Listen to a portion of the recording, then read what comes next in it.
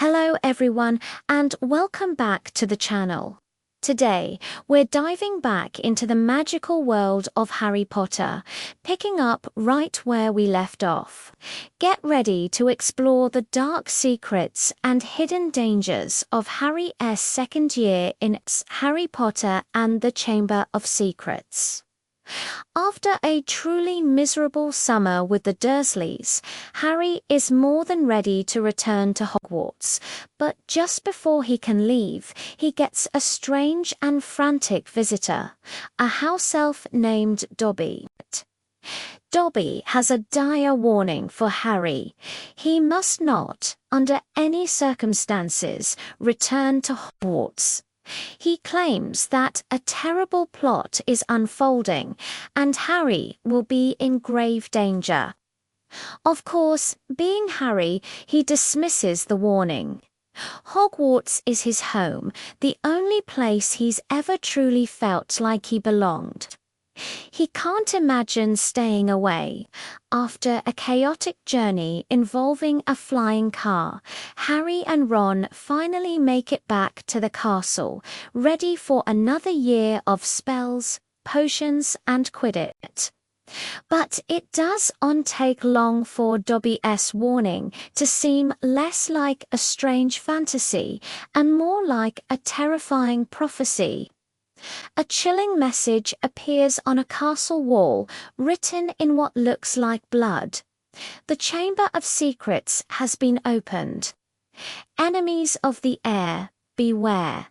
And next to it, hanging by its tail, is Mrs. Norris, the caretaker's cat.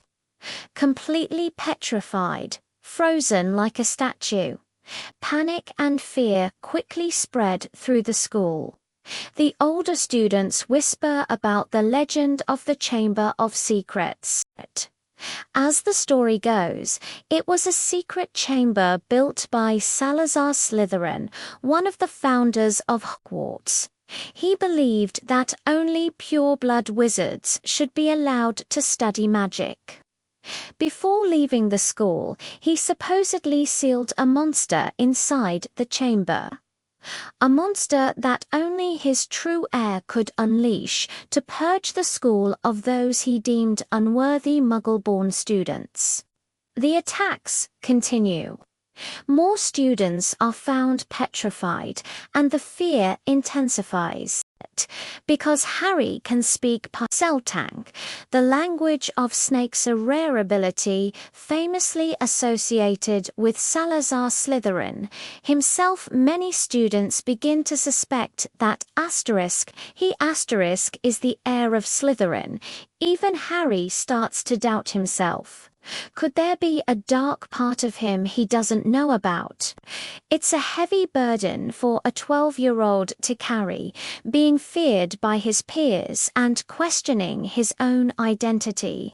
Of course, Harry, Ron, and Hermione refuse to sit back and do nothing. They become a trio of detectives determined to uncover the truth. Their investigation leads them down a path of dangerous secrets. They brew a polyjuice potion in a girl's bathroom, a highly advanced and forbidden potion that allows them to disguise themselves as Slytherin students, Crabbe and Goyle, to try and get information from Draco Malfoy. They suspect he might be the heir, but their infiltration only proves his innocence in this particular matter, though he's as unpleasant as ever. Their search for clues leads them to a mysterious diary that Harry finds in Moaning Myrtle's bathroom. The diary is completely blank, but when Harry writes in it, it writes back. He's introduced to the diary's owner, a student from 50 years ago named Tom Riddle. Tom shows Harry a memory from the past, a memory that seems to point the finger at Hagrid, claiming Hagrid was the one who opened the chamber 50 years ago and unleashed a monster, resulting in a student's death. This revelation is devastating for Harry, who can't believe his kind-hearted friend could be responsible for such a thing. But Hermione, ever the brilliant mind, isn't convinced. She continues her research in the library, and just as she figures out the crucial piece of the puzzle, she too becomes a victim of the monster. She's found petrified, but clutched in her hand is a ripped page from a book. On it is a description of the monster, a basilisk, a gigantic serpent whose direct gaze kills, but whose indirect gaze seen through a reflection, like in a camera lens or a puddle of water only. This explains everything. The monster has been traveling through the school's plumbing, the pipes in the castle walls. And the final piece of the puzzle: spiders flee from it. This explains why spiders were seen scurrying away from the castle. Then the worst happens. Another message appears on the wall. Her skeleton will lie in the chamber forever. Ron's younger sister, Ginny Weasley, has been taken into the chamber. The teachers are at a loss, and it seems like all hope is gone. Gilderoy Lockhart, their ridiculously vain and incompetent defense against the dark arts teacher, is tasked with handling the situation, but he's exposed as a fraud who's been stealing other wizard stories. Realizing they are on their own, Harry and Ron find the entrance to the Chamber of Secrets in Moaning Myrtle's bathroom. After a rockfall separates them, Harry is forced to go on alone.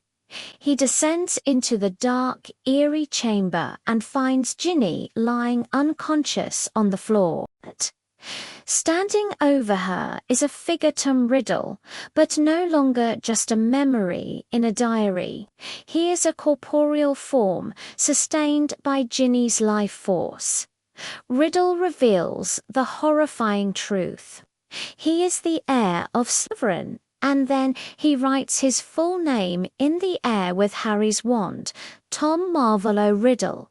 With a flick of the wand, he rearranges the letters to spell, "I am Lord Voldemort." Tom Riddle is the teenage Voldemort, his memory preserved in the diary for 50 years, waiting for someone to pour their soul into it. He manipulated Ginny, forcing her to open the chamber and unleash the basilisk. He then summons the basilisk to kill Harry. The situation looks hopeless, but Harry's loyalty to Dumbledore brings help in an unexpected form.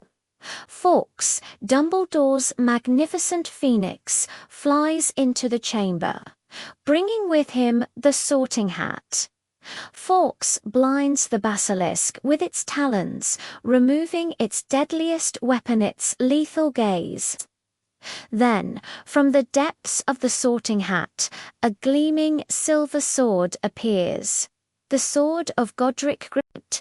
Armed with the sword, Harry fights the giant serpent in an epic battle.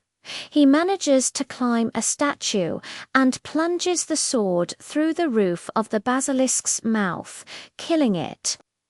However, one of the basilisk's venomous fangs pierces Harry's arm as the deadly venom courses through him, and Tom Riddle taunts him about his impending death.